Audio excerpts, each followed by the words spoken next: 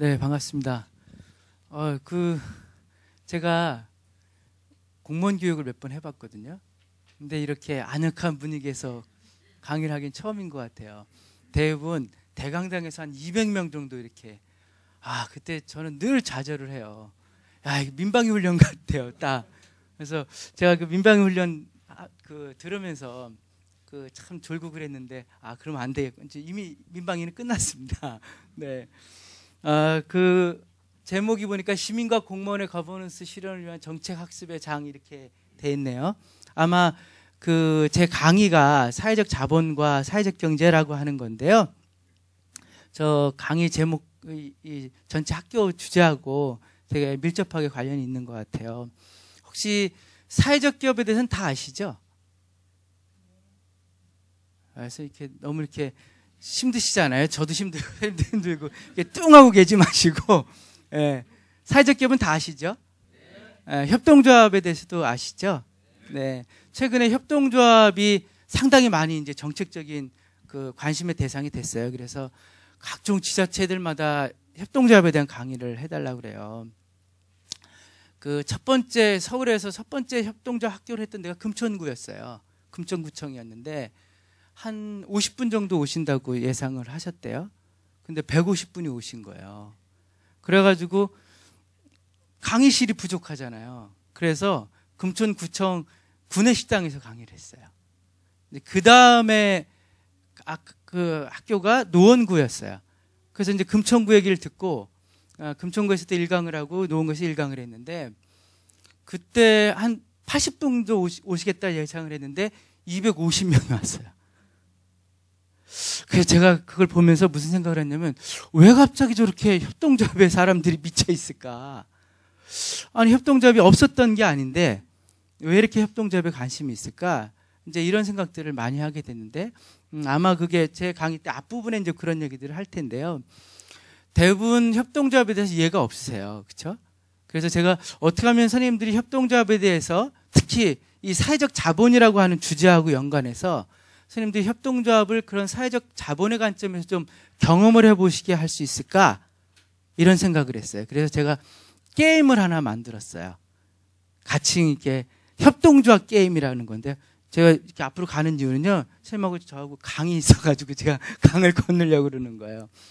협동조합 게임이라는 걸 만들었는데요.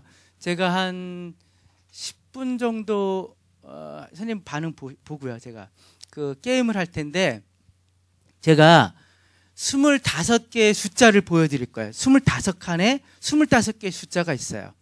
제가 그 숫자를 선생님들은 어쨌든 그래도 공부를 많이 하신 분들이니까 제가 보통 1분 30초를 드리는데 1분 20초를 드릴게요. 25개를 1분 20초 동안 외우시는 거예요. 25개의 숫자를. 이 반응은 귀찮다는 반응은 아니시죠? 네, 업무 끝나시고 이렇게 귀찮게 해드릴 텐데 제가 채점을 안 하니까 걱정하지 마시고요. 25개를 외우시는데 위치는 외우지 않으셔도 돼요. 이해되셨죠? 네. 자, 시간을 재야지.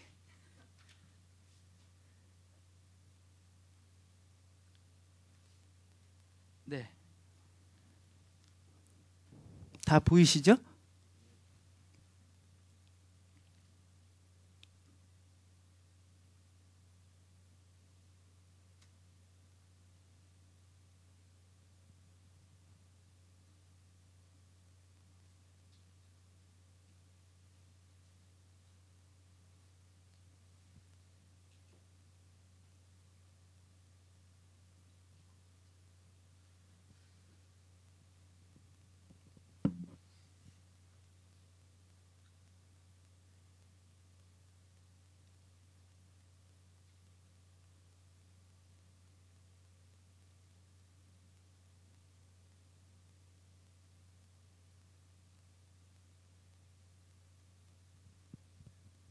(1분 10초가) 예상외로 길어요.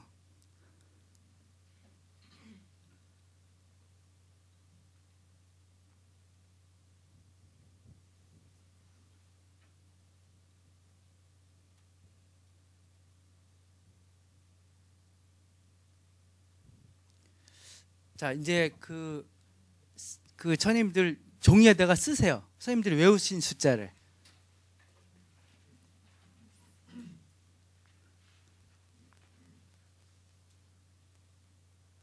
선생님 왜 나가세요?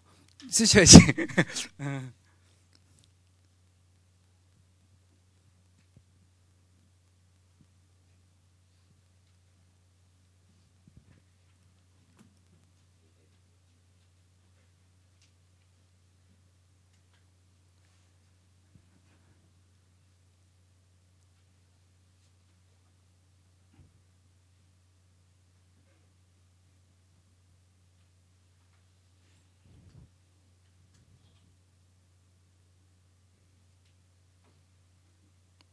다 쓰셨어요?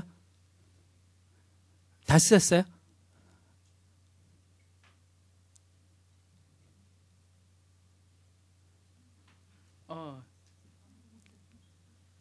아직은 다 쓰셨죠?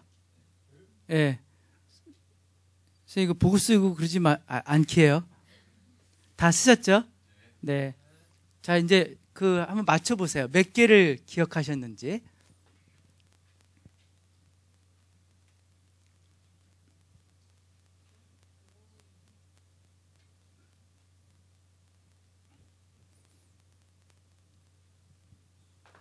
신필균 이사님도 하셨어요?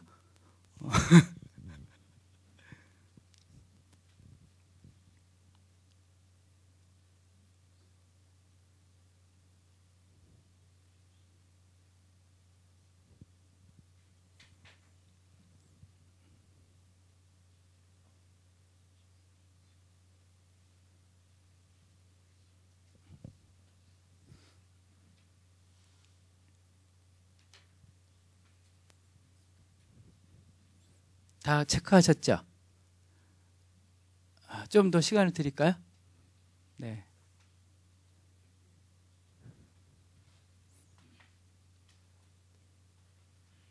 포기하신 분도 계시는 것 같은데. 이제 체크하셨죠, 다? 네. 20개 이상 기억하신 분? 없으세요? 이 시간도 그렇게 많이 들였는데. 이 게임에, 제가 이 게임을 한 여러 번 했는데요. 이 게임에서 제일 많이 외우신 분, 여지껏 23개이세요. 제가 그 노원에 함께 걸음 의료생활협동조합이라고 하는데 이사인데, 저희 의료생협의 회계 선생님이 23개를 외우셨어요. 그러면 15개 이상 외우신 분? 네. 10개 이상 외우신 분? 네. 그무틀은 제가 안 여쭤봐요. 네. 평균 11개 정도를 외워요. 우리가 25개의 숫자를 1분 20초 동안 평균 11개를 외운다는 거죠. 그 다음에 이제 제가 어떻게 하냐면, 이게 선생님들 그냥 협동조합이라고 하는 거, 협동이라고 하는 걸 경험해 보시려고 하는 건데요. 협동조합에 대한 이해를 해 보시려고 하는 건데, 제가 그 다음에 뭘 하라고 하냐면요. 저는 시간 관계상 여기서 끝까지 게임을 하지 않는데요. 어떻게 하냐면 이렇게 짝을 짓게 해요. 4분이서, 뭐 5분이서, 뭐 이렇게 배치에 따라서. 그 다음에 어떻게 하냐면 자기들이 외운 숫자들을 조합을 해보게 해요. 이해되셨죠? 같이 외우는 건 지우고. 그럼 어떻게 될까요? 그럼 어떻게 됐을까요? 평균 22개가 돼요. 평균 22개가 돼요. 그래서 제가 뭐라고 하냐면 이게 조합이라고 얘기를 해요. 선생님들은 지금 조합을 경험하셨다고 그래요. 그러면 그렇구나 이렇게 이해하세요. 그 다음에 제가 게임을 한 번 더 한다고 그래요. 단 그 게임을 할 때 아까 짝을 진 분들하고 외우는 전략을 세우라고 그래요. 그리고 제가 20초를 드려요. 그리고 이렇게 이제 다시 이걸 이제 보여드리죠, 숫자를. 그 다음에 20초 지난 다음에 딱 꺼요. 어떻게 될까요? 예, 이상한 아저씨가 있는 줄 아닌 이상 25개를 다 외워요. 20초 동안. 선생님들은 지금 협동조합을 경험하셨다고 그래요. 그게 협동조합이구나. 이게 협동조합의 효과고 원리구나. 아마 이게 이제 사회적 자본이라고 우리는 얘기를 하겠죠. 그죠? 협동조합을 선생님들이 이제 경험을 하시게 되는데, 이 게임에서 협동조합에 중요한 원리 3가지가 생겨요. 첫 번째, 왜 이 게임을 하냐는 거죠. 선생님들은 왜 이 게임을 하셨죠? 네가 시켜서 한 거지. 그죠? 강사와 그 수강생의 이상한 권력관계 때문에 외우신 거잖아요. 그렇죠? 근데 만약에 제가 이 25개의 숫자를 1분 20초 동안 다 외우시는 분에게 허구가 아니라 1,000만 원을 드린다. 그럼 어떻게 될까요? 외우는 사람이 생길지도 몰라요. 그죠? 그 다음에 4명이서 한 짝을 이뤘는데 숫자를 100개까지 늘리고 그 100개를 1분 동안 4명이서 외워라. 외우는 조에게 1억을 드리겠다. 그럼 어떻게 될까요? 외우는 조가 생기죠. 이게 첫 번째 협동조합의 중요한 원리예요. 왜 하냐는 거죠. 왜 하냐는 거죠. 이해되세요? 모이는 이유가 티미하면 어떻게 되겠어요? 티미한 인간들이 티미하게 하겠죠. 근데 해야 되는 이유가 분명하면 어떻게 될까요? 그리고 하실 때 얻을 수 있는 편익이 크다면 어떻게 됐을까요? 모두가 엄청난 몰입을 하겠죠. 첫 번째, 협동조합, 사회적 기업, 사회적 경제의 첫 번째 원리가 그거예요. 왜 하냐는 거죠. 그 이유가 분명하면 많은 지지와 많은 참여를 이끌 수 있겠죠. 두 번째, 쟁점은 뭐냐면 내가 왜 저 아저씨랑 이 게임을 해야 되냐는 거죠. 저 사람은 못 외우게 생겼거든요. 이해되시죠? 무임승차자의 문제가 생겨요. 그 게임의 목적에 모두가 참여를 열심히 해야 되는데 참여하지 않는 자들이 생기죠. 이제 아마 선생님들이 이 게임을 안 하셔서 그랬을 텐데 하게 되면 너는 이걸 외우고 나는 이렇게 외우고 이렇게 막 이제 별의별 방식을 다 쓰시거든요. 근데 한 사람이 이 5개 숫자를 외워야 되는데 이 사람이 게으르거나 무임승차를 해서 1개만 외웠어요. 아니면 2개만 외우든지. 그럼 어떻게 되겠어요? 이 게임의 목적은 달성되지가 않겠죠. 그죠? 세 번째 원리는 이 게임의 룰을 모두가 다 같이 이해하고 있는가의 문제겠죠. 어떤 조는 이렇게 외우고 어떤 조는 이렇게 외우고 어떤 조는 10번대를 외우고 20번대를 외우고 30번대를 외우기로 했는데 이렇게 외우기로 했는데 어떤 사람이 이렇게 외웠어요. 그러면 어떻게 될까요? 또 게임의 목표를 달성하지 못하겠죠. 그래서 협동조합, 사회적 기업, 사회적 경제의 운영의 원리는 이 세 가지에서 핵심적으로 결정이 돼요. 왜 하는지, 누구랑 하는지, 어떤 방식으로 하는지. 이거에 따라서 그 게임에 참여했던 목표가 달성되느냐, 달성되지 않느냐가 결정이 되겠죠. 제가 협동조합에 대한 얘기를 말씀을 드렸어요. 선생님들 사회적 협동조합이라고 들어보셨어요? 오, 진짜요? 그 협동조합 기본법 안에 일반 협동조합과 사회적 협동조합을 하게 돼 있는데 협동조합은 구성원들 간의 사회적 자본으로 운영하는 거잖아요. 구성원들 간의 결사를 통해서 운영하는 거죠. 협동조합은 조합원들의 결사체잖아요. 그렇죠? 협동조합의 정의가 어떻게 되어 있냐면 협동조합이란 구성원이 공동으로 소유하고 민주적으로 운영되는 사업체로서 그들의 경제적, 사회적, 문화적 필요와 여문을 충족하기 위해서 만드는 그들의 결사체다라고 개념 정의를 하거든요. 그 조합원들 사이의 상호주의죠. 그죠? 사회적 협동조합은 여러 이해관계자들 사이에서 상호주의예요. 그러면 사회적 기업은 어떨까요? 사회적 기업은 훨씬 더 폭이 넓은 사회화된 상호주의 전략을 써요. 그러니까 사회적 기업이 상당히 더 어렵게 되는 거죠. 지금 우리가 지금 시흥시도 그렇고 여러 지자체들이 지금 사회적 기업 협동조합에 대한 고려들을 하시는데 사회적 기업을 어떤 식으로 이해해야 될 것인가에 대한 고민들이 이제 생기는 거죠. 그래서 오늘 제가 선생님들한테 사회적 경제와 사회적 자본을 연계해서 그런 어떤 정책적인 접근들을 어떻게 할 것인가에 대한 얘기들을 좀 드려보려고 하는데요. 그 강의 제목이 그래서 사회적 자본으로서의 공동생산, 지방정부와 사회적 경제 협력 파트너십 형성과 전망에 대한 얘기들을 드릴 텐데 어쩌다가 우리가 사회적 기업이 제도화됐을까? 그 과정을 이해하세요? 왜 사회적 기업이 이렇게 곽강을 받고 정책적인 어프로치를 하고 있는지 그런 얘기들을 좀 드려볼 거예요. 첫 번째, 왜 사회적 경제, 사회적 기업 협동조합이 제도적으로 추진되고 있는지에 대한, 그리고 그런 제도화의 배경, 그리고 제도화의 한계에 대해서 말씀을 드릴 거예요.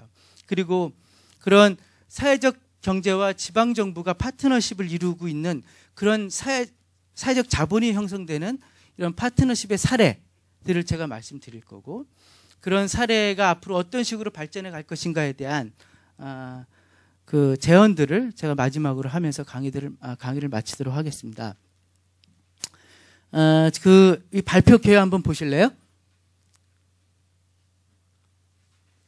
제가 발표 개요에서 뭐라고 하냐면, 저는 사회적 경제와 사회적 기업, 뭐 그런 협동조합과 지방정부가 만나야 되는 내용이 뭐냐라고 하는 걸 먼저 말씀을 드리면서 강의 시작하고 싶은데요. 많은 공무원 선생님들이 이제 사회적 기업들한테 이런 얘기를 해요. 뭐 도와드릴까요? 선생님들 그런 얘기 많이 하시지 않으세요? 시민단체들이나 시민사회, 시민들에게 선생님들 뭘 도와드릴까요? 이런 얘기들을 되게 많이 하거든요. 근데 제가 그런 얘기를 들을 때마다 왜 공무원들은 늘 뭘 도와준다고 얘기를 할까? 사회적 기업은 거진가? 이런 생각을 하게 돼요. 저는 제 강의를 통해서 우리가 사회적 기업을 어떤 방식으로 봐야 되는지에 대한 제언들을 좀 드리고 싶은데요. 저는 사회적 기업은 정부로부터 지원을 받는 대상이 아니라고 생각해요. 그리고 지원을 받는 대상으로 제한이 된다면 아마 사회적 기업의 정책은 실패할 가능성이 높다고 생각해요. 그러면 뭐로 봐야 되는 거냐? 공동생산의 대상이라고 생각해요. 그러면 왜 사회적 기업과 지방정부가 공동생산을 해야 되냐? 왜냐하면 지역사회에서 충족되지 않는 문제들, 해결되지 않는 문제를 혁신적으로 해결하기 위한 효율적이고 합리적인 혁신적인 방안들을 찾는 그런 과제를 지방정부하고 사회적 경제가 같이 한다. 그걸 같이 할 수 있어야지 사회적 경제 정책, 사회적 기업 정책이 성공할 수 있다라고 말씀드리고 싶어요. 그 얘기들을 제가 아마 중심적으로 말씀을 드리게 될 것 같습니다. 제가 그냥 몇 가지 용어 정리를 좀 했는데요. 그 자료 한번 보시고 선생님들 그 제 강의를 들으면서 이렇게 그때그때 의문 나는 거 있으면 그때그때 손을 들고 질문을 해주세요. 그 사회적 자본이라는 얘기는 많이 들으셨죠? 이건 뭐 많이 얘기들이 되는 개념인데, 그냥 푸트남과 콜만이라고 하는 사람이 제일 그럴싸하게 이 사회적 자본이라는 걸 개념 정의했어요. 푸트남 같은 사람은 사회적 자본이라 하면 협력적 행위를 촉진시켜 사회적 효율성을 향상시키는 사회적 조직, 신뢰, 규범, 네트워크 등의 속성을 지칭한다, 이렇게 얘기를 했어요. 아까 선생님들이 그 협동 게임에서 경험했듯이 콜만은 어떻게 얘기했냐면, 다른 형태의 자본과 같이 사회적 자본은 생산적이기 때문에 그것의 부재 시에 달성할 수 없었던 특정 목표를 달성하도록 한다라고 이렇게 얘기를 하고 있어요. 사회적 자본이 어떤 건지 뭐 이해되셨죠? 반응이 이해됐다고 치자는 부분이신. 사회적 자본이라는 거는 이런 협력인 거죠. 그러니까 전통적인 물리적 자본이 생산에 조과적인 영향을, 생산력이 있다라고 생각을 했는데, 그런 돈 말고도 이런 관계가 더 효율적인 생산을 할 수 있다라고 하는 믿음 체계들이 생긴 거죠. 그게 대표적으로 협력 같은 거죠. 파트너십 같은 거고 신뢰 같은 거죠. 그 다음에 여기서 얘기하는 사회적 경제란 뭐냐?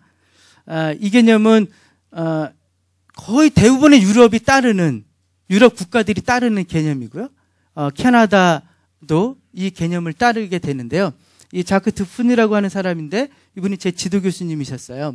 근데 이분이 뭐라고 개념 정의하냐면, 사회적 경제는 주요하게 협동조합, 공제조합, 그리고 비영리 조직에 의해서 수행된 경제활동으로 이루어지며, 이들 조직이 지닌 원칙들이 이윤보다는 구성원들 혹은 집합적 이해를 위한 목적, 독립적인 경영, 민주적인 의사결정 과정, 이윤의 분배에 있어서 자본보다는 사람들과 노동자들에게 주어지는 우선권 등이다라고 이렇게 사회적 경제를 정의하고 있어요. 그러니까 영리기업과 다른 형태의 조직들이 이런 협동적인 경제 방식들을 추구하는 경제다라고 이렇게 정의를 하고 있는 거죠. 뭐 저도 이렇게 나름 이렇게 사회적 경제라고 하는 걸 개념 정의했는데요. 네, 그냥 자료 참고하시고 제가 이 제목에 공동생산이라는 개념을 썼어요. 이 공동생산의 개념이라고 하는 건 1970년대 말부터 미국의 공공행정학과에서 쓰던 개념이래요. 그 개념이 왜 생겼냐면 이제 국가가 하는 정책에서 시민의 참여 없는 정책 실행은 효과적으로 진행될 수 없다라고 하는 믿음 체계가 생겼다는 거죠. 그래서 그냥 공무원이 일방적으로 정책 집행을 해버리면 전혀 정책 효과가 나지 않는다는 거죠. 어떻게 하면 시민 참여를 독려하고 촉진해서 이 공동생산의 시스템들을 계속 만들어 갈 것인가에 대한 고민들이 공공행정에서 되게 중요하게 대두됐다라고 얘기를 하기 시작을 했다는 거죠. 최근에 이 공동생산이라고 하는 건 코컨스트럭션이라고 해서 공동 구성으로까지 확대되고 있어요. 공동생산은 그냥 만드는 걸 같이 하잖아요. 구성은 구상부터 같이 하자는 거죠. 제가 이 사회적 경제와 사회적 기업과 지방 정부가 선생님 괜찮아요. 마음껏 하품하셔도 됩니다. 예. 이런 공동 생산, 공동 구성의 사례들을 제가 뒤에 말씀을 드리도록 할게요. 사회적 기업이 등장됐던 배경들은 뭐 선생님들도 다 아시겠죠. 유럽에서는 사실 복지국가의 개편기, 사실 복지국가는 완전 고용과 보편적 복지로 존재하잖아요. 그죠? 그건 앞부분에 다 배우셨죠? 복지국가는 완전 고용과 보편적 복지로 존재하는 자본주의 시스템이죠. 살만한 자본주의라고 전 생각을 하는데요. 완전 고용이 가능하지 않은 사회가 된 거죠. 완전 고용이 가능하지가 않아요. 완전 고용이 가능하지 않게 되면 어떻게 되냐면 보편적 복지를 유지할 수 있는 물적 기반을 잃게 되죠. 그게 지금 유럽의 모습이라고 생각을 해요. 그래서 이런 새로운 복지 제공이라고 하는 필요 속에서 사회적 기업들이 등장하기 시작을 했죠. 유럽의 맥락은 그렇다면 한국은 복지국가의 확대기 속에서 이 사회적 기업이 등장하게 되겠죠. 새로운 고용과 새로운 복지 제공의 어떤 수단으로서 등장하게 됐어요. 그래서 한국은 이제 2007년도죠. 2007년도에 사회적 기업 육성법이 제정이 돼서 지원이 되게 되죠. 사실은 한국에서 사회적 기업 육성법이 등장하게 됐던 계기는 잘 모르시죠. 왜 노동부가 사회적 기업 육성법을 만들었는지. 왜 만들었냐면요. 선생님들 혹시 2000년도에 IMF 막 터지고 공공근로 사업이라고 들어보셨죠? 그게 공공근로 사업이 거의 취로 사업처럼 했잖아요. 그러다가 어떻게 했냐면 이 공공근로 사업의 효율적인 집행을 위해서 이걸 전문적인 민간단체에게 위탁을 하자 이런 얘기를 했어요. 그래서 공공근로 민간위탁 사업이 되죠. 그죠? 그래서 공공근로가 민간위탁돼서 사업들이 진행이 됐어요. 왜 그랬냐면 한시적으로 실업자들에게 생활비를 보존하기 위해서 사업을 한 거죠. 근데 이게 3년 한시 사업이었어요. 그래서 시민단체들이 무슨 요구를 했냐면 이거를 고용보험 예산으로 하지 말고 일반 예산으로 해서 사회적으로 유용한 영역에서 일자리를 만들자. 그래서 사회적 일자리 창출 사업이라고 하는 것으로 제안을 했죠. 그래서 어느 순간인가 공공근로 민간위탁 사업이 사회적 일자리 창출 사업으로 변했어요. 그죠? 그것도 3년 한시적인 일자리였어요. 노동부가 비판을 받았어요. 3년 동안 인건비, 운영비, 사업비 지원하고 기합교학 종료 끝나면 이 사업 끝나는 거 아니냐. 도대체 이거 왜 밑빠진 독에 물 붓기 식으로 정책 예산을 집행하냐 이렇게 얘기를 했어요. 노동부의 고민은 뭐였을까요? 사회적 일자리 창출 사업을 일자리 이런 직업 조직으로 남기고 싶었겠죠. 그게 노동부는 뭐였냐면 사회적 기업이었어요. 그래서 사회적 일자리 창출 사업의 종지부 마지막 종착역 그걸 사회적 기업으로 설정을 하게 된 거죠. 그래서 우리나라에서 사회적 기업을 제도화됐던 과정은 일자리 창출, 취약계층의 일자리 창출이라고 하는 정책 목표를 가지고 시작을 하게 된 거죠.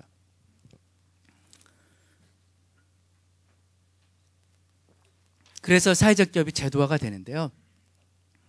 그래서 사회적 기업 육성법을 만들어서 이런 이제 조건들을 이렇게 만들게 되죠.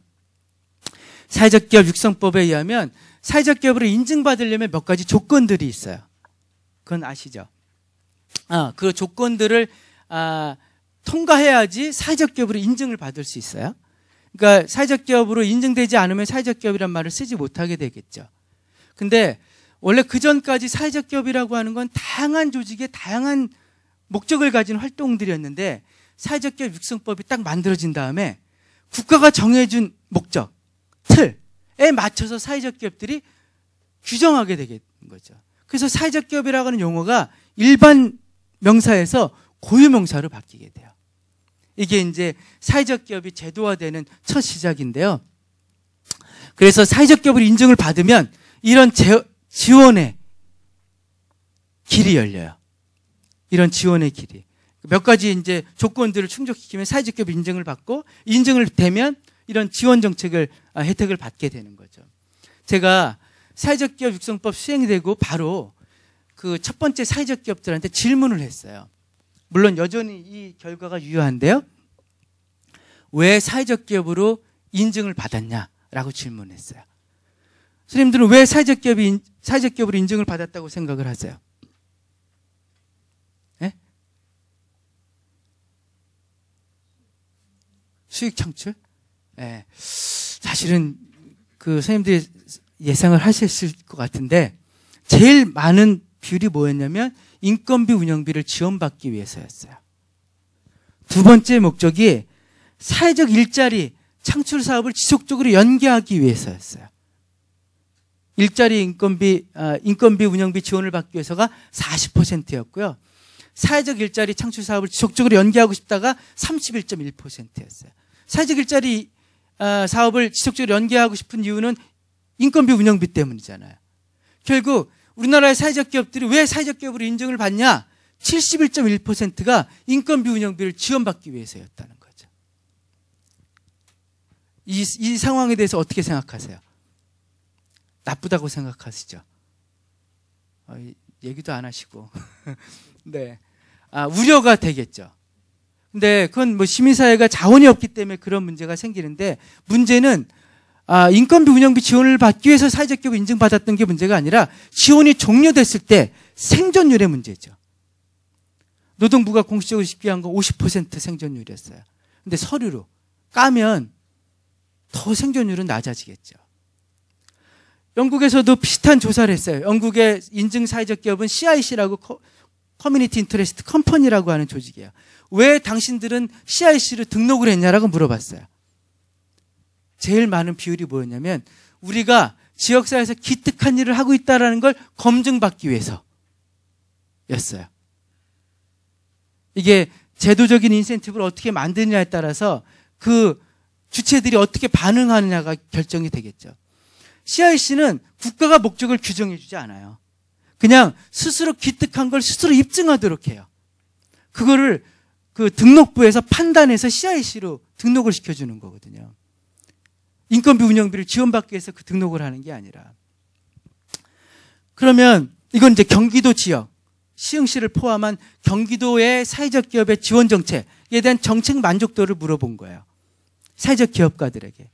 제일 높은 만족도가 뭐냐면 인건비 운영비 지원이었어요. 그리고 사회적 기업이 뭔가 활성화될 수 있도록 하는 환경 조성, 예를 들면 공동구매라든지, 공공기관 우선 구매라든지, 그 다음에 시설비 지원이라든지 컨설팅이라든지 이런 것들에 대한 만족도는 낮았어요. 그러니까 지방정부는 여전히 사회적 기업의 육성의 전략을 인건비 운영비 지원으로만 사고한다는 거죠. 여전히 지방정부는 사회적 기업, 사회적 경제 조직을 도와줘야 되는 애들, 일자리 창출을 위해서 취약계층이 일자리를 만들기 위해서 지원해줘야 될 조직이라는 인식을 벗어나지 못하는 거죠. 계속 인건비 운영비라고 하는 지원 시스템에서 계속 갇혀 있는 거죠. 사회적 기업에 대한 정책적인 판단 자체가 여전히 그렇게 제한되어 있다는 거죠. 저는 그 인식을 확대하지 않는 이상 사회적 기업 정책은 성공할 수 없을 거라고 생각해요. 사람들이 학습 효과가 생겼어요. 사회적 기업을 통해서. 저희가 이제 서울 지역에서 협동조합 상담센터를 하고 있어요. 서울에 4개 권역이 지금 협동조합 상담센터를 하고 있는데 저희가 이제 동북권역에 협동조합 상담센터를 하는데 그 전화하시는 많은 분들 중에 협동조합하면 무슨 지원이 되나요? 이렇게 물어보셔요. 협동조합은 구성원들이 필요하면 만드는 그들의 조직이에요. 국가가 그걸 만들라 말아 할 이유도 없고 자기들이 필요하면 만드는 거죠. 그거 지원해야 될 이유도 없거든요. 다만 중소기업 수준에서 지원하는 거죠. 별도의 특정한 특혜를 줄 이유가 없다는 거죠. 근데 사회적 기업에 대한 학습이 됐기 때문에 이것도 협동조합은 뭐가 지원이 되겠다 이렇게 생각을 하고 있는 거죠. 노동부는 인건비 운영비 지원을 했지만 이제 기획재정부는 인건비 운영비 같은 직접 지원은 지양하겠다라고 이렇게 표명을 했는데, 그렇다는 거죠. 그래서 저는 지금 사회적 기업 정책의 가장 큰 문제는 제도적 동형화에 있다고 생각해요. 제도적 동형화가 뭐냐면요, 모양이 똑같아지는 거예요. 조직의 모양, 조직의 운영 방식들이 똑같아지는 거죠. 사회적 기업은 다양한 사람들이 활동을 하잖아요. 다양한 목적을 가지고. 근데 제도적인 환경에서 사회적 기업의 모습들이 똑같아지는 거죠. 인건비, 운영비 지원을 받는 그 시스템들로 비슷해지게 되는 거죠. 그렇게 되면 사회적 기업이 해결해야 될 지역사회 문제들을 사회적 기업이 해결할 수가 없겠죠. 늘 생존을 위한 자원을 제도적인 환경에서 얻으려고 하는, 계속 사회적 기업이 갖는 혁신성들을 잃어가게 되겠죠. 그래서 저는 그 제도적 동형화의 문제를 해결해야 된다고 생각해요. 제가 첫 번째 말씀드리려고 했던 내용이 이거예요. 사회적 기업의 제도화의 과정과 그것에 지금 문제점들이 어떻게 나타나고 있는지에 대한 말씀을 드렸어요. 두 번째, 그러면 도대체 사회적 기업이라는 것, 사회적 기업 경제 조직은 어떤 특성을 갖고 있는 조직이길래 지방정부가 공동생산의 파트너로 봐야 될 것인가에 대한 말씀을 드려볼까 해요. 사회적 기업 경제는 이 세 가지 운영의 원리 속에서 존재하거든요. 아까 선생님들 기억나시죠? 게임을 왜 해야 되고 누구랑 하고 어떤 운영의 원리로 하는지. 사회적 경제는 첫 번째 사회적 목적을 가지고 있어요. 그리고 그들의 운영은 사회적 소유를 통해서 실현을 해요. 그리고 그들의 중요한 자원은 사회적 자본에 기초하고 있다는 거죠. 이 세 가지 운영 원리는 한 가지도 빠지면 사회적 경제 조직들이 자기 혁신성을 가질 수 있는 활동들을 하기가 어렵게 되는데요. 이게 무슨 얘기냐면 사회적 목적이라고 하는 건 이런 얘기예요. 당신들이 왜 존재하냐는 거죠. 두 번째, 사회적 소유라는 건 누구랑 일을 하냐는 거야. 세 번째, 사회적 자본이란 무슨 자원을 가지고 일을 하냐는 건데, 구체적인 제가 사례들을, 이 세 가지의 사례들을 말씀을 드려보도록 할게요. 사회적 목적, 사회적 경제 조직, 사회적 기업이 갖는 사회적 목적은 크게 한 세 가지 정도라고 얘기를 해요. 취약계층에게 일자리를 제공하고, 사회적으로 부족한 서비스를 제공하고, 낙후된 지역을 살리는 거죠. 그죠? 그래서 이거는 이제 이탈리아의 노동통합 사회적 기업 모델이고요. 사례고, 요거는 스웨덴의 노동통합 사회적 기업의 사례예요. 요거는 이탈리아의 사회 서비스 영역의 사회적 기업 사례고, 요거는 지금 그 영국의 디벨롭먼트 트러스트라고 하는 지역 재생 조직들이 있어요. 거기 제가 그 머즐리 그 커뮤니티 디벨롭먼트 갔을 때 방문했던 사진들인데요. 지금 우리는 취약계층에게 일자리 제공하면 사회적 기업이잖아요. 그죠? 근데 제일 지금 문제가 되고 있는 모델이 일자리 제공형이에요. 왜 그게 사회적 목적을 달성했다고 얘기하냐는 거죠. 선생님들 고물상 그 재활용 영역의 사회적 기업들 한번 보시면, 가보시면 그냥 고물상이거든요. 그럼 옆에 고물상도 있어요. 사회적 기업이 아닌. 그럼 그 사람들도 취약계층이 일을 하거든요. 그럼 도대체 뭐가 다르냐는 거죠. 근데 여기는 어떻게 하냐면 이 일자리 제공형, 이 사회적 기업의 이름을 노동통합 사회적 기업이라고 해요. 그래서 구체적인 프로그램을 운영을 해요. 예를 들면 이 조직은 지금 약물 중독자를 대상으로 하고요. 이 조직은 장애인들, 이런 사람들을 대상으로 하는데요. 특정한 노동시장에서 취약한 요인들을 극복하면서 직업 능력을 가질 수 있는 프로그램을 운영한다는 거죠. 그래서 어떤 대상자에게 어떠한 직업 능력을 갖기 위한 무슨 프로그램을 운영하겠다라고 하는 걸 가지고 지방정부랑 계약을 맺는다는 거죠. 그래서 이 과정을 통해서 자기가 노동시장으로 진입할 수 있는 역량이 생기도록 하는 활동들을 한다는 거죠. 이거는 사회서비스 영역인데 지역사회가 사회서비스 체계들을 운영한다는 거죠. 최근에 지금 서울시는 보건소 같은 거를 시민이 참여하는 보건소 유형으로 이렇게 바꿔가려고 하는데 뭐 대표적으로 그런 유형들이겠죠. 이 유형은 그 디벨롭먼트 트러스트 유형은 지역 경제가 이제 붕괴가 됐어요.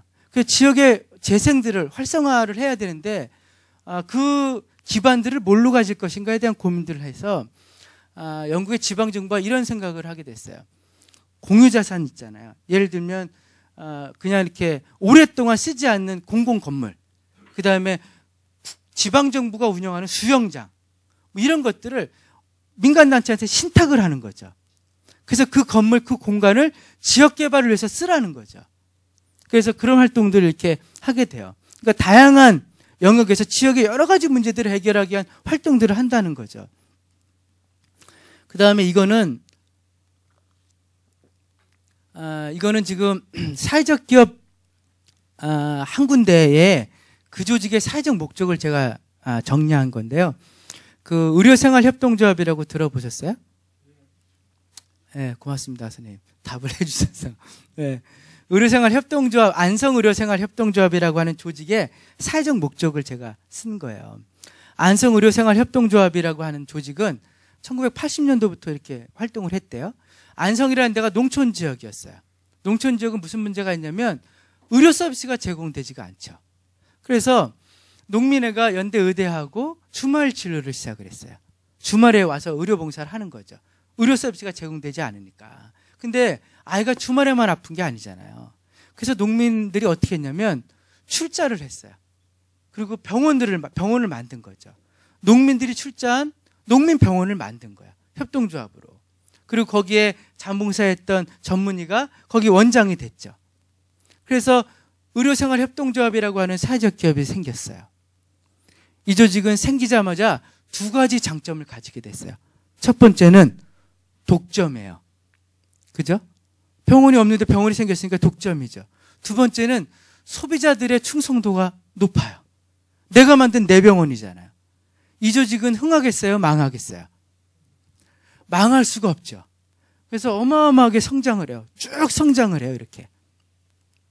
근데 어느 날 의료생협이 이렇게 어려움을 겪게 돼요. 쭉 성장을 하다 이렇게 떨어지는 거죠. 왜 떨어졌을까요? 왜 떨어지게, 예? 네, 맞습니다, 선생님. 그거예요. 안성이라는 데가 도시화가 돼요. 도시화가 되면 인구가 늘죠? 인구가 늘면 어떻게 돼요? 돈벌이 하려고 병원들이 생기죠. 안성의료생 옆에 확내과, 장치과, 함소학과가 생기는 거죠. 안성의료생의 존재 가치는 n분의 1로 줄죠. 그 게임을 해야 될 이유가 줄잖아요. 존재 가치가 n분의 1로 준 사회적 경제 조직, 사회적 기업은 어떻게 돼요? 적자를 경험하게 되죠. 그죠? 존재 가치가 없어진 거죠. 안성의료생협이라는 조직이 왜 안성이라는 데서 존재해야 될 거냐? 선택을 받는 존재 이유. 그게 팀이해진 거죠. 게임의 이유가 팀이하면 팀이한 인간들만 모이는 거죠. 열심히 하지 않죠. 출자금도 떨어지죠. 증자하지 않죠. 그때 안성의료생협이 무슨 고민을 하시냐면 우리가 왜 여기 존재해야 될까? 안성의료생협이 안성에 있어야 되는 이유가 뭘까라는 걸 고민하기 시작을 한 거죠. 그러니까 이런 조직이 참 건강한 조직이죠. 건강한 사회적 기업이죠. 그래서 이분들이 저하고 사회적 회계라는 걸 했어요. 사회적 회계는 세 가지를 물어봐요. 당신들이 왜 존재하냐? 존재하기 위해서 무슨 활동을 하냐? 그 활동이 어떤 지표를 통해서 지역사회에 얼마만큼 쓰임받고 있냐라는 걸 평가받고 있냐라고 하는 질문이에요. 첫 번째가 당신들의 조직의 존재 이유가 뭐냐라고 하는 거죠. 그걸 이제 7시 반 진료 끝나고 10시까지 저하고 회의를 하는 거죠. 워크숍을 하는 거예요. 그래서 세 가지 존재 이유를 정했어요. 첫 번째, 의사와 환자가 갖고 있는 어마어마한 정보의 격차가 있잖아요. 정보의 격차가 있잖아요, 선생님. 특히 치과 가면 임플란트 하려면 해야 되잖아요. 의사가 거의 법이잖아요. 근데 이 정보의 비대칭, 의사와 환자가 갖고 있는 정보의 비대칭을 이용해서 돈벌이 의료행위를 하지 않겠다는 거죠. 신뢰를 갖겠다는 거죠. 그래서 첫 번째 목적을 믿을 수 있는 의료 서비스를 제공하겠다는 거예요. 두 번째, 몸이 불편해서 가난해서 의료 서비스를 받지 못하는 의료 취약계층의 의료 접근성을 높이겠다는 거죠. 그게 두 번째 목적이에요. 세 번째 목적은 주민들이 죽기 전에 병원에 오는 게 아니라 스스로 건강을 자체할 수 있는 역량을 키우겠다는 거죠. 안성의료생협이 있어야 되는 이유에 대해서 동의되세요? 고맙습니다. 네. 여기까지만 하면 그건 마음가짐이겠죠. 마음가짐으로 조직이 변화하지는 않거든요. 그 다음에 이 목적을 달성하기 위해서 구체적인 활동들을 배치했어요. 각각의 목적에 부합하는. 그래서 첫 번째 믿을 수 있는 서비스를 제공한다라고 하는 첫 번째 목적을 위한 첫 번째 구체적인 활동을 적정 진료라고 했어요. 그럼 도대체 적정 진료가 뭐냐라고 하는 질문이 가능하잖아요. 안성의료생협의 적정 진료를 체크하는, 평가하는 적정 진료 지표가 있어요. 첫 번째 지표가 항생제 처방률이에요. 전국 병원 평균 항생제 처방률이 몇 %인지 아세요? 지금 여기 명단 보니까 보건소 선생님들, 간호사 선생님들 계시던데 몇 %죠? 에이, 선생님, 무슨 우리나라가 항생제 공화국이에요? 53%예요. 53%. 저 이거 하면서 이제 배운 거죠. 그러면 우리 이인동 선생님이 진료하시는 진료의 항생제 처방률은 몇 %일까요? 25% 더 쓰세요. 5.3%예요. 5.3%. 다시 조합원들에게 말을 걸기 시작하는 거죠. 항생제를 쳐 드시러 가실래요? 적당히 드실래요? 게임을 해야 될, 게임에 참여해야 될 이유에 대해서 설명하기 시작한 거죠. 사회적 자본을 작동시키는 거죠. 사람들은 협동조합이나 사회적 기업을 선택하는 게 아니거든요. 그들이 해내는 필요를 선택하거든요. 그게 사회적 목적이라고요. 그걸 갖지 못한 사회적 기업, 그걸 갖지 못한 협동조합은 존재 가치가 없잖아요. 존재 가치가 없는 협동조합은 경영적으로도 문제가 되죠. 이게 사회적 목적이라고요. 사회적 경제 조직이 갖는 사회적 목적이. 좀 이해되시죠? 두 번째 적정 진료 지표가 주사제 처방률이에요. 예, 이해되셨을 것 같아요. 선생님들 뭐 10강이나 들으셨고, 예, 그 200명 공무원 선생님들하고 진짜 완전히 다르시네요. 예, 그 10강의 경험들이 있어서, 예, 제가 무슨 얘기하고 있구나라는 거는 다 알고 들으시는 것 같아요. 예, 뭐 몇 분은 그냥 끄떡이시는 분도 계시긴 하는 것 같은데. 네. 그 다음에 이제 사회적 소유예요. 누구랑 그 게임을 하냐는 거잖아요, 선생님. 사회적 경제, 사회적 기업에서는요, 자원 동원이라는 말을 안 써요. 사회복지계에서는 자원 동원이라는 말을 쓰잖아요. 근데 선생님 생각을 해보세요. 제가 이제 재단으로 내일 출근을 해서 내가 오늘 시흥시 공무원 선생님들 앞에서 강의하고 뽕을 줘서 자원을 싹 동원했다? 이렇게 얘기를 해요. 재단 선생님들한테. 근데 그 얘기를 선생님들이 들었어요. 이렇게 녹화되듯이. 그럼 선생님 기분이 어떠시겠어요? 나쁘죠. 저놈이 앙큼한 놈. 나를 이용해 먹네? 이렇게 생각하시잖아요. 그죠? 사회적 경제는요, 누가 누구를 이용해 먹는 게 아니에요. 사회적 경제 조직이 해내려고 하는 지역사회 필요, 그 필요를 같이 하는 거죠. 같이 그 문제를 하는 거라고요. 그 게임에 같이 참가해서 같이 그 게임의 목표를 달성하기 위해서 같이 일을 하는 거라고요. 그러면 그 관계가 되려면 어떻게 해야 돼요? 뭘 어떻게 해요? 세 가지를 같이 해야 돼요. 그 게임을 해야 되는 이유를 같이 갖고 있어야 되죠. 그죠? 두 번째, 권한을 같이 갖고 있어야 돼요. 권한을. 세 번째, 그 편익을 같이 나눌 수 있어야 되죠. 그러면 같이 운영을 할 수 있죠. 그게 사회적 소유라고요. 제가 한국의 사회적 기업들을 조사했어요. 사회적 기업이 운영하는데 사회적 기업의 목적에 따라서 다양한 이해관계자들이 존재하잖아요. 그렇죠? 다양한 이해관계자들이 존재하잖아요. 소비자들도 있고요. 자원봉사자들도 있고 정규직원도 있고 프로그램 참여자도 있고 연계 기업도 있고 정부도 있고 비영리 부분도 있고 지역의 시민단체들도 여러 가지 이해관계자들이 있겠죠. 그 이해관계자들이 당신 조직의 의사결정에 어느 정도의 영향력을 미치고 있냐라고 질문했어요. 영향력을 미치고 있냐. 똑같은 조사를 유럽에서도 했어요. 각 국가에서. 저는 유럽이 대안이라고 생각하지는 않지만 이렇게 여러 가지 이해관계자들이 여러 가지 다양한 영향력들을 가지고 있잖아요. 한국은 어떠냐면 정규 직원이 60%의 의사결정의 권한을 갖고 있어요. 그 다음에 이 프로그램 참여자는 자율공동체 출신의 사회적 기업 때문에 이건 건데요. 사실 일반 사회적 일자리 창출 사업의 사회적 기업은 거의 노동자들의 의사결정의 권한을 갖고 있지 않아요. 그러니까 이거는 신경 쓰지 마시고, 그 다음에 모법인, 이 의사결정의 권한을 많이 갖고 있다는 거죠. 그래서 한국의 사회적 기업의 의사결정의 권한은 직원과 모법인이 갖고 있다는 거죠. 그들 마음대로 한다는 거죠. 그들이 하고 싶은 일을 한다는 거죠.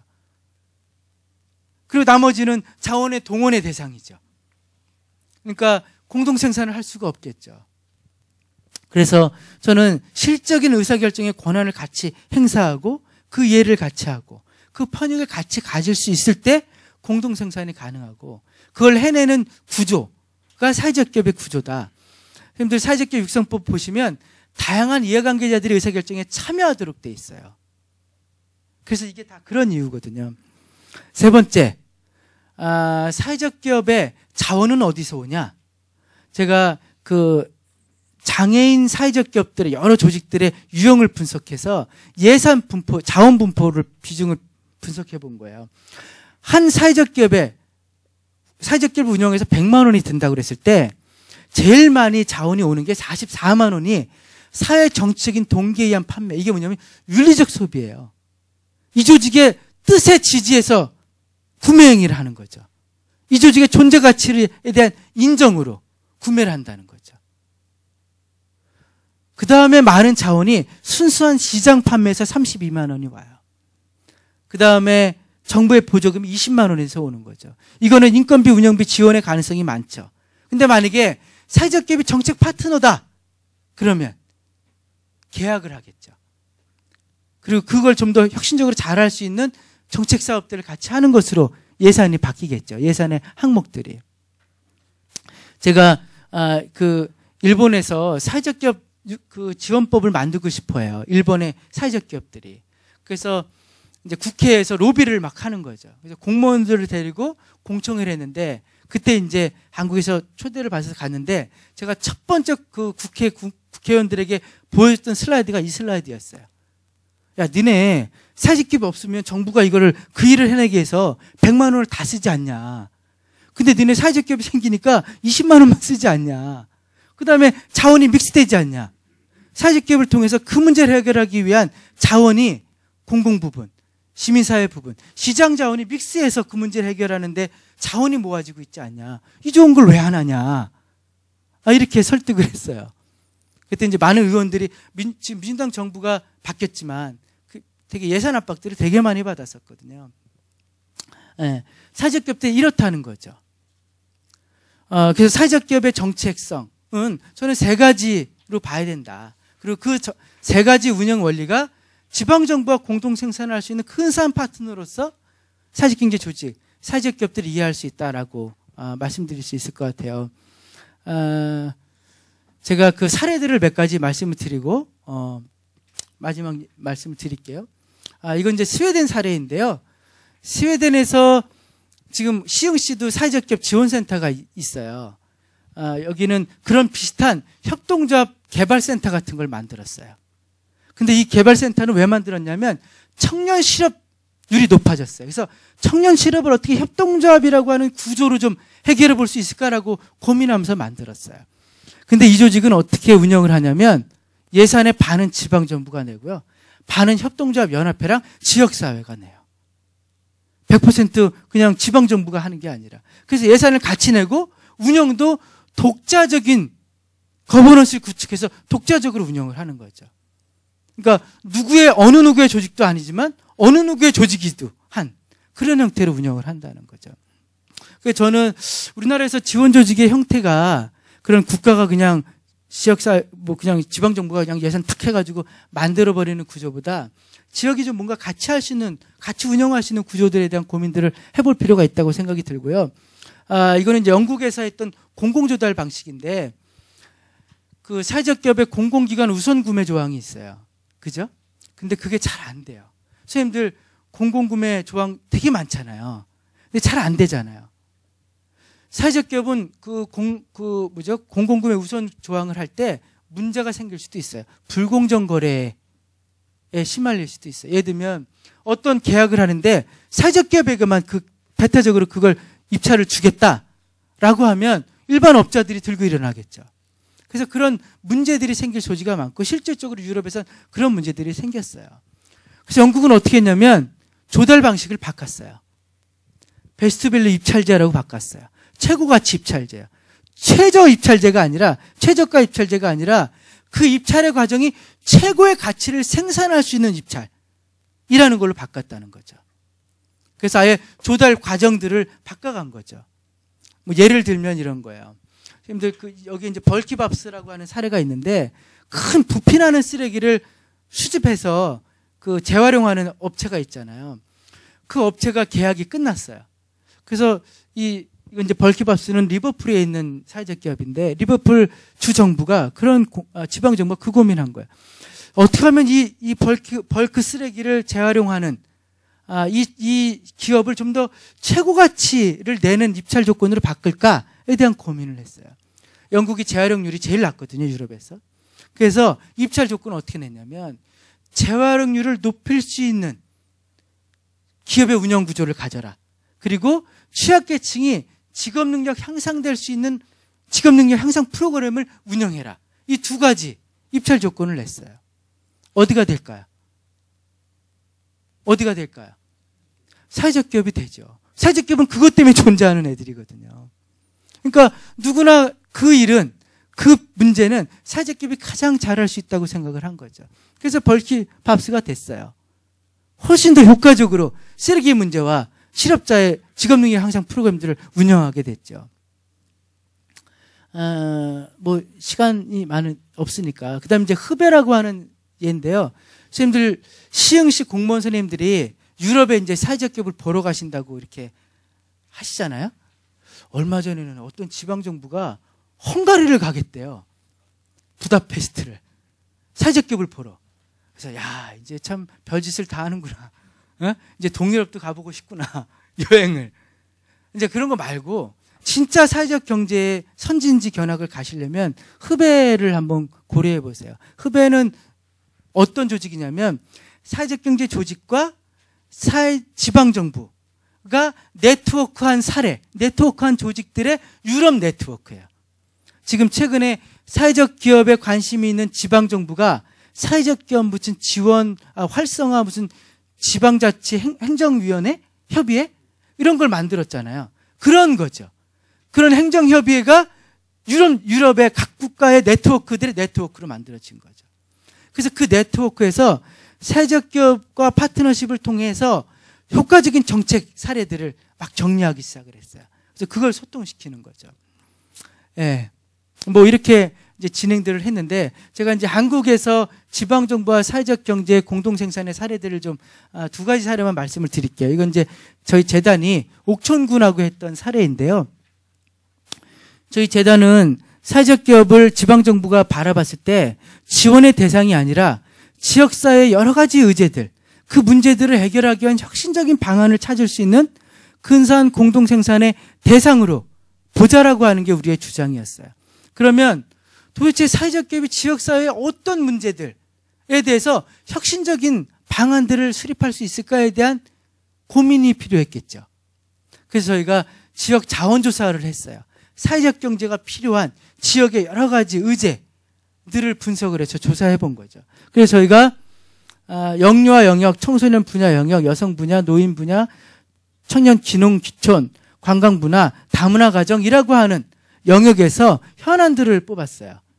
그리고 그 해결 방안들을 모색을 한 거죠. 그리고 어떻게 했냐면 저희가 그 의제 발굴 늘 했잖아요. 옥천군에 이러이러한 문제들이 있다라고 얘기를 하고 그 문제를 해결하기 위해서 사회적 기업이 어떤 역할을 할 수 있다라고 하는 거를 설계했어요. 그 설계의 방식은 사회적 경제의 주체들을 조사하고 그 다음에 지역의 현안들을 조사하고 그 다음에 지자체 장애 공약 분석하고 예산 분석해서 이 세 가지를 엮는 방식의 혁신 정책 제안을 한 거죠. 그래서 그 정책들을 마련하기 위해서 그 주체들이 의제 모임을 하고요. 그 의제 모임을 한 결과들을 가지고 담당 공무원들하고 맞춤형 의제 회의를 했어요. 사회적 기업 업무는 누구 업무예요? 일자리 경제학과 업무잖아요. 그죠? 근데 개별 사회적 기업들은 일자리 경제과하고 일하는 게 아니거든요. 재활용 사회적 기업은 재활용과하고 일을 해요. 자활은 복지과하고 일을 하잖아요. 그 다음에 또 어디 의료생활변, 보건소하고 일을 하죠. 근데 담당 공무원은 사회적 기업이 몰라요.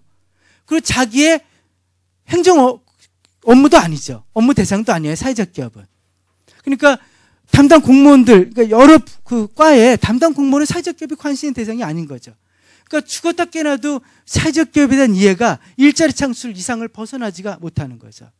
그래서 담당 과의 담당 공무원들과 사회적 기업이 그 지역의 의제들을 가지고 어떻게 혁신적으로 그 문제를 해결할 수 있을 것인가, 공동생산의 관점에서 라고 하는 의제회의를 하도록 했어요.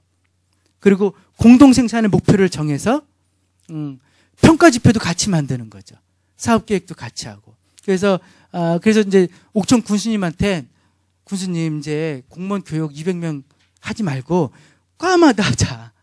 과마다 사회적 기업과 도대체 어떤 의제를 사회적 기업과 공동 생산할 것인가에 대한 맞춤형 의제회의를 하자. 이렇게 제안을 드리고 있어요. 네, 저는 그렇게 된다면 일을 해볼 수 있을 것 같은데요. 그게 어떻게 가능한지에 대한 또 다른 사례인데요. 이건 저희가 노원구에 저희 재단이 있는데 노원구에서 했던 사례예요. 서울시에 큰 2억 5천짜리 프로젝트가 떴어요. 그래서 지자체는 저희 재단에 와서 이런 게 녹화가 되면 안 되는데 편집이 와가지고 그 특화 사업을 하자는 거예요. 근데 계획도 없잖아요. 그럼 어떻게 되는지 아세요? 계획 없으면 2억 5천을 못 써요. 막 쓰겠죠. 근데 저희 재단이 왜 그 짓을 왜 하냐고. 저희는 안 하겠다고. 근데 대신 제안을 했어요. 어떻게 제안했냐면 사회적 경제, 사회적 기업 주체들과 담당 부서하고 저희 재단이 지역의 사회적 경제를 활성화시킬 수 있는, 그래서 그 사회적 경제 활성화를 통해서 지역사회 문제를 해결할 수 있는 워크숍을 하자고 제안을 했어요. 그래서 6차 집중 워크숍을 하고 3회 정리 워크숍을 했어요. 이게 지금 그 모임이에요. 워크숍. 근데 너무 재밌게 됐어요. 요분 보이세요? 요분 보이세요? 요분이 이런 게 녹화 김후군 팀장님이신데 저희가 맨날 후군이 형 이러는데 팀장님이에요. 사회적 경제 팀장. 근데 이분이 워크숍을 할 때 태도가 바뀌어요. 어떻게 바뀌어요? 맨 처음에는 전형적인 공무원이었어요. 죄송해요. 전형적인 공무원, 저희가 느꼈던 공무원 이런 거야. 이래서 안 되고 저래서 안 되고 안 되는 이유가 너무 많아요. 근데 처음에 이분이 이랬는데 중간에 3회차부터 바뀌기 시작했어요. 이것도 해보자 그러고 저것도 해보자는 거죠. 왜냐하면 팀에서 혼자 하는 게 아니거든요. 이 거버넌스로 같이 하는 거거든요. 그러니까 막 얘기하기 시작을 했어요. 그리고 가장 적극적인 워크숍 참여자였고 워크숍 할 때마다 가장 열심히 했던 참여자한테 상을 줬거든요. 우리 후근이 형이 상을 받으셨죠. 신뢰가 생기더라고요. 저희가 매번 워크숍이 끝난 다음에 꼭 식사를 같이 하고 맥주를 먹든 소주를 먹든 꼭 디프를 했어요. 디프리에서 또 얘기를 하는 거죠. 워크숍 얘기도 하고 담당 공무원이 갖는 애로사항도 얘기하고 이렇게 얘기해요. 그래서 이제 담당 공무원이 의제 설정하는 행정의 업무가 뭐고 시민단체가 의제 설정한 그 시민단체의 과제가 뭔지들을 이해하기 시작을 했어요. 저희가 지금 이거를 그래서 이 워크숍을 통해서 이 계획을 같이 다 만든 거예요. 이 활성화 계획을. 그 계획이 어떻게 만들어졌냐면 세계 전략 방향의 10대 과제로 만들어졌어요. 이렇게. 이건 누가 만들었을까요? 네. 제가 만든 게 아니에요. 사회적 경제 박사가 만든 게 아니라요. 현장의 선생님들이 만드신 거예요. 이 계획에 대해서 모두가 뿌듯해 하세요. 담당 공무원부터 사회적 경제 조직들까지 다 우리가 만든 거죠. 누가 만들어준 게 아니라, 그리고 우리가 추진해야 될 우리의 계획인 거죠. 제가 특화 사업을 요번에 공모해서 됐어요. 사실은 게임도 안 되게 돼야 되는 건데 심사위원들이 이상해서 그런지 어쨌든 됐어요. 돼가지고 2억 5천을 지금 이제 사업을 하는데, 이 워크숍을 같이 했던 사람들이 노원 사회적 경제 활성화 추진단이라는 걸 만들었어요. 추진단 회의를 월 1회 계속해요. 그리고 그 사업을 위탁받은 저희 재단이 모든 재원, 사업 방향을 다 그 추진단에서 논의를 하죠. 그리고 그 공동의 이해, 공동의 권한, 공동의 편익들을 잃지 않도록, 그 거버넌스의 신뢰관계들을 잃지 않도록 하는 그 추진단 회의들을 계속 하려고 지금 애를 쓰고 있어요. 서울 지역의 특화사업단 중에 어떤 지역도 이런 3자가 모임을 지속하면서 그 프로젝트를 관리하고 그 계획을 추진하기 위해서 세부적인 논의들을 하는 조직은 없다는 거죠. 이게 공동생산이라고 생각해요. 지금들 물론 과정에서 또 오해들이 있겠죠.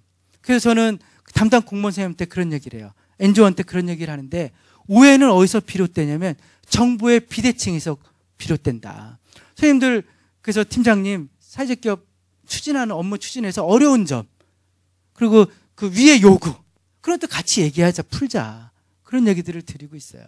그래서 정보를 같이 갖고 있고, 정보를 같이 갖게 되면 우리는 지금 이해를 같이 갖고 있고, 권한을 같이 갖고 있고, 편익을 같이 나누기 위한 운영 구조를 갖고 있기 때문에 저희는 잘 진행될 수 있을 거라고 생각을 하고요.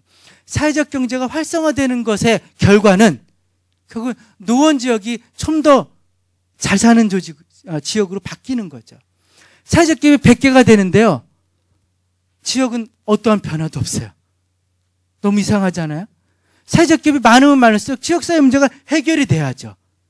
그죠? 그 가치를 피부로 느껴야지 주민들이 사회적 기업을 선택할 것이고, 지방정부가 지원의 대상이 아닌 내 문제, 내 행정 업무를 같이 해결할 수 있는, 믿을 수 있는 파트너라고 생각을 하겠죠. 저는 그게 사회적 자본을 통해서 지역사회를 푸는 사회적 경제 전략이라고 생각을 해요. 그래서 마지막으로 그런 운영의 원칙이라고 할 정도로 말씀을 드리면, 저는 지방정부와 사회적 경제 조직, 사회적 기업이 공동생산의 원칙으로 설정해야 될 것, 그 목표라고 하는 것들은 이렇게 정의할 수 있을 것 같아요. 지역사회에서 충족하지 못하는 다양한 사회적 필요를 해결하기 위한 혁신적인 방안을 찾아내고 이를 효율적으로 추진하는 것, 그것이 둘이 만나서 공동생산이든 공동구성이든 해야 될 일이라고 생각해요. 그래서 이젠 사회적 기업이 취약계층의 일자리 창출 사업의 정책 도구가 아니라 지역사회 여러 가지 문제들을 해결하기 위한 공동생산의 혁신적인 방안을 찾고 실행하는 공동생산의 파트너다라고 하는 인식과 그런 논의들을 시작할 때가 아닌가라고 생각이 듭니다. 네, 그 사회적 경제와 사회적 자본, 그것을 공동생산이라고 하는 관점, 지역사회 문제를 해결하기 위한 지방정부와 사회적 경제의 파트너십이라고 하는 사회적 자본을 통해서 그걸 혁신적으로 해결하자고 하는 제안들을 좀 제가 드려봤습니다. 네, 이상 제 강의 마치도록 하겠습니다. 고맙습니다. 질문 받으라고 하시더라고요. 질문 있으세요? 제 강의의 특징이요, 질문이 없다는 거예요. 네, 뭐 두 가지 중에 하나겠죠. 완벽했든지 멍 때리고 계셨든지. 네, 한 부류가 더 계세요. 고민하시는 거. 저 얘기를 어떻게 해볼 수 있을까? 라고 하는. 네. 뭐 없으시면 이 정도로 마쳐도 되겠죠? 저 이렇게 하니까 지금 있으신데 없으신 거 아니에요? 지방까지. 네.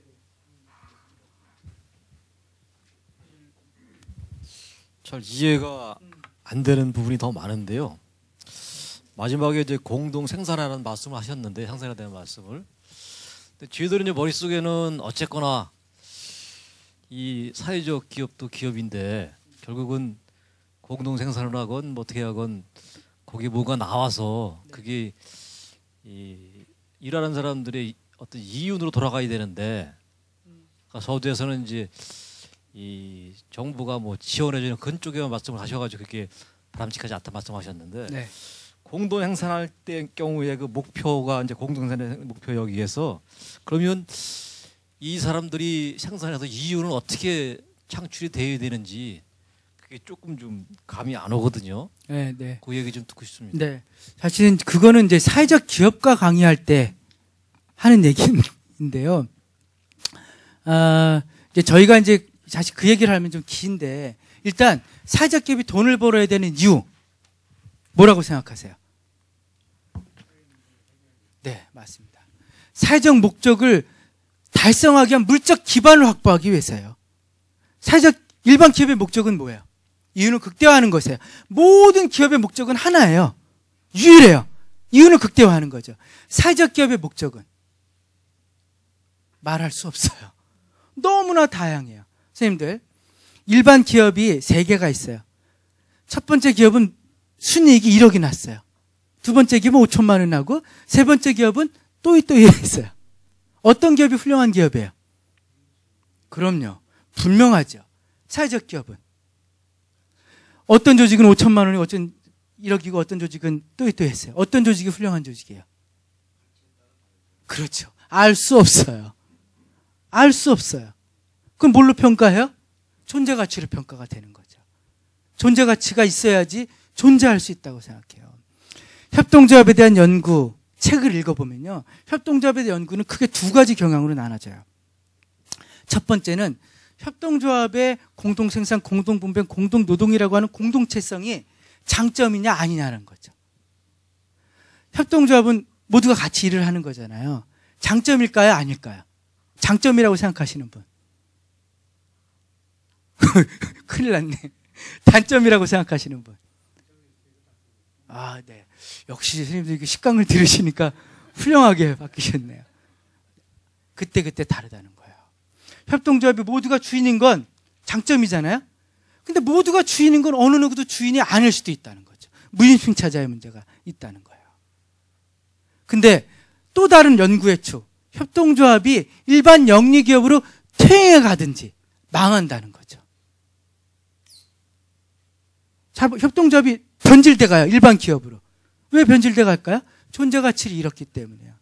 존재 가치를 잃은 협동조합은 어떻게 돼요? 안성일 선생님처럼 시장에서 생존의 문제만 남는 거죠. 그러면 자본주의에서 돈을 벌 수 있는 가장 표적화된, 적합화된 기업 형태가 뭐예요? 주식회사예요. 돈을 벌기 위한 주식회사예요.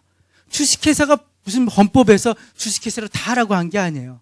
합리화의 과정을 통해서 동용화되는 거죠. 기업 형태가 주식회사로. 상장된 주식회사는 2가지를 공개하잖아요. 자산과 사업계획을 공개하죠. 왜 공개하죠? 투자를 받으려고. 투자받아서 뭐예요? 능력 있는 경영진을 뽑죠. 그리고 좋은 인적 자원을 고용하잖아요. 그걸 가지고 사업계획서를 돌리죠. 사업계획대로. 그래서 이윤이 많이 남죠. 그럼 주주 배당하죠. 그럼 주주들이 야, 이건 내가 100원 산 거보다 200원 산 배당을 더 많이 받겠네? 또 사는 거죠. 이렇게 해서 자본을 축적하면서 성장해 가거든요. 협동조합은. 어떻게 돼요? 협동조합의 자원금은 어디서 와요? 조합원의 출자금에서 오거든요. 조합원은 출자금을 왜 내요? 왜 내요? 그냥 이름 걸어놓으려고 내요? 아니죠. 그렇죠. 그 게임을 해야 될 이유가 분명하기 때문에 내는 거죠. 팀이 하면 10,000원을 낼 것이고 절절하면 100만 원, 1000만 원을 낼 거죠. 제 재정분법 보셨잖아요, 선생님? 44만 원이 그 조직이 기특해서 쓴다고요. 아이콥 생활협동조합이라고 들어보셨어요? 아이콥 조합원에게 조사를 했어요. 당신들은 왜 아이콥의 조합원으로 가입하냐고. 협동조합이 좋아서 였겠어요? 아니에요. 친환경 농산물을 먹고 싶어서가 91.1%였어요. 그래서 이거는 이제 그 매출, 돈을 버는 방식에 대해서 더 나가야 되지만, 그래서 이 재무적인 관점을 사회적 기업이 바라보는 재무적인 관점은 사회적인 존재 가치하고 아주 밀접한 관련이 있다는 거죠. 재무적인 관점들이 없는 사회적 목적은 지속 가능하지 않겠죠. 근데 사회적 목적을 잃은 재무적인 관점은 영리기업으로 변질돼 가든지 퇴행해가 되겠죠. 그런 균형 감각을 잘 갖는 게 사회적 기업에게 되게 중요하다고 생각해요. 그래서 도대체 우리가 무슨 답을 하는 조직이냐라고 하는 게 아마 재무적인 성과들을 얻는 데서 가장 첫 번째 중요한 고려 상대일 거다라고 생각이 들고요. 그거는 그 필요라고 하는 건 지방정부도 있고 지역의 소비자, 시민들도 있는 거죠. 그러니까 자원이 믹스가 되겠죠. 시민 자본이 들어오기도 하고 사회적 자본이 들어오기도 하고 시장 자원이 들어오기도 하고 공공 자원이 들어오기도 하는 거죠. 그래서 사회적 경제 조직은 복합적인 자원으로 운영이 되는 거죠. 복합적인 사람들에 의해서 다양한 목적을 가지고 활동을 한다라고 말씀드릴 수 있을 것 같아요. 네, 선생님 표정을 보니까 시큰둥하신. 네. 네. 그 다음에 사실 이제 그 다음에 저희가 그 사회적 기업가들 교육을 할 땐 사실 더 얘기들 하죠. 예를 들면 마케팅 같은 것도 돈을 버는 방식에서 하는데 저희는 사회적 기업들한테 두 가지를 다 해요. 상업적 마케팅과 사회적 마케팅. 이 두 가지를 다 하는 거죠. 그래야지 사회적 기업다운 자기 조직의 운영 원리를 갖게 되겠죠. 네. 또 없으시죠? 네. 어휴. 네.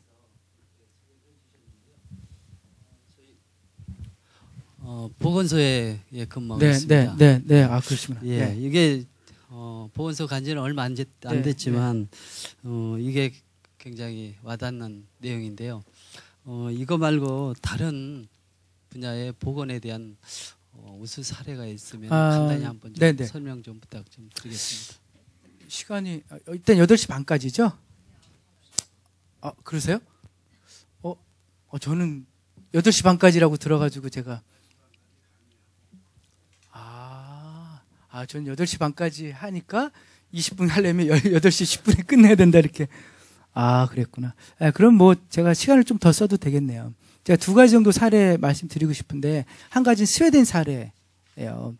스웨덴은 거의 지역 그 돌봄 서비스 이게 다 정부가 하잖아요. 근데 스웨덴이 신표 선생님 앞에서 주름을 그냥 제 기억에 하면 96년도에 사회서비스법이 바뀌어요. 그 중앙정부가 그러니까 사회서비스 책임 제공의 책임이 중앙정부에서 지방정부로 바뀌게 돼요. 그러니까 지방정부마다 사회서비스를 제공하는 패턴들이 달라지는데요. 지자체장이 예를 들면 이렇게 시장의 오리엔테이션이 됐다. 그러면 시장 공급자들이 많이 생기게 돼요. 물론 한국하고는 완전히 달라요. 보육서비스를 제공하는 주체들이 지방정부도 있고 NGO도 있고 협동조합도 있고 일반 기업도 있어요. 근데 거의 질이 똑같아요. 왠지 아세요? 70%를 국가가 제공해 주거든요. 그 보육료를. 그러니까 영리기업이든 뭐든 다 비슷한 거죠. 통제가 70%에서는 국가가 통제하기 때문에 문제가 안 되죠. 이제 지역의 보건, 의료, 사회서비스 영역에서야 이제 문제가 생겼어요. 어떤 문제가 생기냐면 유럽이 우리보다 사회서비스가 제도화된 역사가 훨씬 길잖아요. 유럽의 제일 골머리 썼던 게 뭐냐면 사회서비스의 질의 문제였어요. 질관리. 이 질관리가 너무 형편이 없는 거예요. 지금 한국도 지금 질관리의 문제가 생기고 있어요. 그래서 무슨 질관리에 무슨 측정 도구를 만든다고 지금 이제 보사연 박사들이 막 이렇게 연구를 하는데요. 스웨덴도 너무나 고민이었어요. 근데 이렇게 해도 저렇게 해도 다 빠져나가요. 공급자들이. 어차피 페이퍼로 하는 거니까. 그리고 지역의 서비스라고 하는 건 파편적으로 제공이 돼요. 예를 들면 치매 노인이 한 분 계세요. 이 치매 노인이 이 돌봐지는 영역은 되게 다양하잖아요. 정신보건도 받아야 되죠. 물리치료도 받아야 되죠. 생활서비스도 받아야 되는데 이 노인이 지역의 보건의료 체계에서 어떻게 됐냐면 파편적으로 가는 거죠. 여기 가서 똑같은 얘기를 나 아파 여기 아파 받고 또 저희 가서 똑같은 얘기 또 받고. 그래서 스웨덴의 그 보건소 공무원들이 고민을 했어요. 야, 이걸 어떻게 해야 될까? 파편적인 서비스 제공의 시스템들을 어떻게 하면 좋을까? 그래서 착한 공무원들이 스터디를 했어요.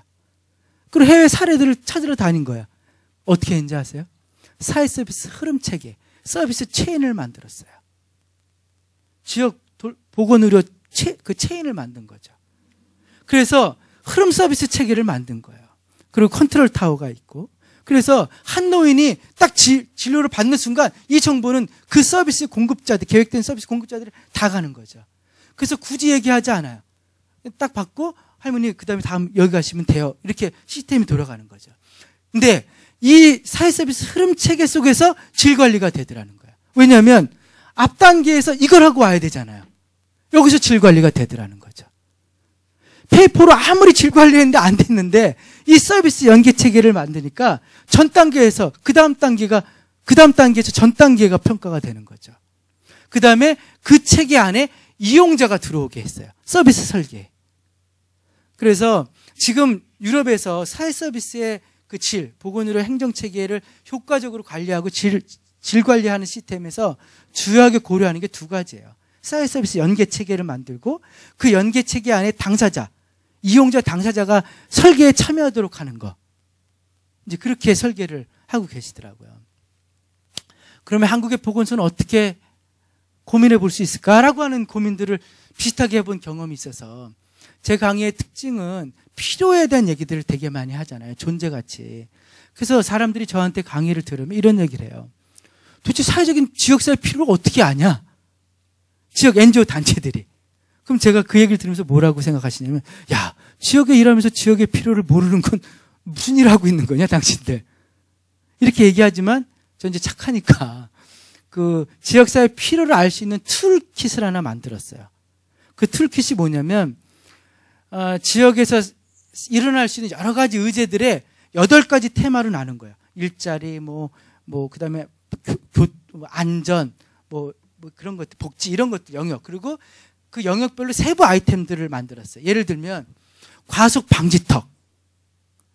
그 다음에 어린이 SOS 센터. 텃밭. 그 다음에 무슨 정신보건센터. 이런 것들. 아주 세부적인 아이템들을 깃발로 만든 거예요. 그래서 지역 주민들과 워크숍을 하는 거예요. 진짜 그냥 주민들하고. 선생님들 중국집 배달원이 갖고 다니는 지도 있잖아요. 호까지 나와 있는. 그 지도를 갖다 놓고 크게 복사해서 꽂는 거예요. 그냥 깃발을. 그걸 꽂으면서 한마디씩만 하면 돼요. 야, 이거 필요하지 않냐? 이거 필요하지 않냐? 꽂는 거죠. 저희가 고향 일산에서 이제 생협조합원들 30분 정도, 한 26분 정도 모아놓고 2팀으로 그걸 했어요. 그 꼽는 거를. 근데 너무나 신기하게도요. 1조에서 1, 2등과 2조에서 1, 2등이 똑같았어요.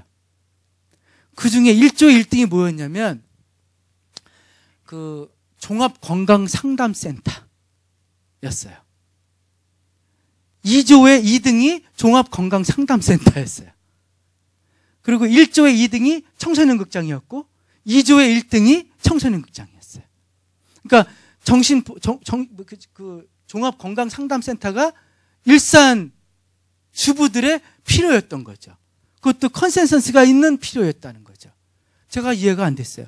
일산에 병원이 그렇게 많은데 왜 종합건강상담센터가 필요하냐? 의사는 그냥 아플 때 가야 되는 거 아니냐는 거죠. 일상적인 자기 건강관리, 상담 이런 편한 공간이 있었으면 좋겠다는 거예요. 그래서 제가 그게 의료생협일까요? 어떤 걸까요? 이제 그런 얘기를 하다가 결론이 어떻게 났냐면 보건소에 개입을 하자. 이렇게 얘기됐어요. 그러니까 보건소를 우리가 지역의 종합건강상담센터로 같이 만들자.